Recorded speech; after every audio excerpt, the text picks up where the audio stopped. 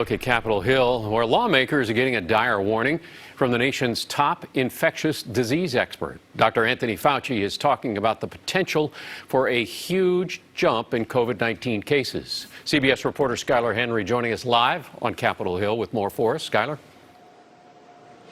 Alan, good evening to you. Well, Dr. Fauci said that he wouldn't be surprised if he saw the daily number of coronavirus cases jump from 40,000 or so to 100,000, given the spikes that he is seeing across the country. But he did say that there is still an opportunity to curb the spread of this virus, and that comes with wearing masks. And he did say that there is some optimism in terms of finding a vaccine.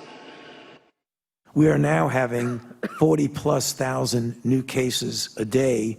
I would not be surprised if we go up to 100,000 a day. The nation's top infectious disease expert expressed concern over the latest spike in COVID-19 cases, as he and members of the White House Coronavirus Task Force testified before a Senate panel. Clearly, we are not in total control right now. Health officials said they are ramping up testing and working to deliver new treatments and a vaccine in the coming months. But Dr. Anthony Fauci also warned that at least 70% of Americans must be vaccinated in order to establish herd immunity. And even then, there's no guarantee. How long this immunity lasts? Is it a year, 2, 3, 4, or is it even less? Is it months? We don't know. The witnesses and committee members on both sides of the aisle all seem to be unified on their calls for all Americans to wear face masks to stop the spread of the coronavirus.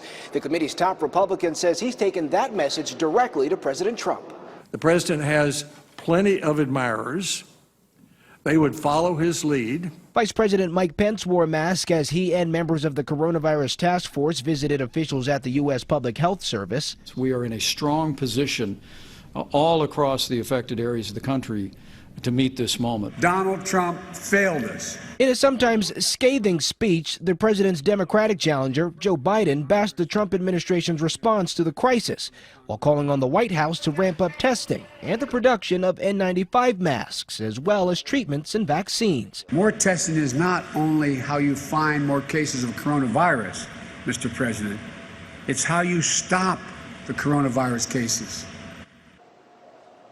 Now, as for if the president will wear a mask, White House Press Secretary Kayleigh McEnany said that it is up to the president. It is his personal choice because he is the most tested man in America. Alan? All right, Skylar Henry on Capitol Hill. Thanks so much.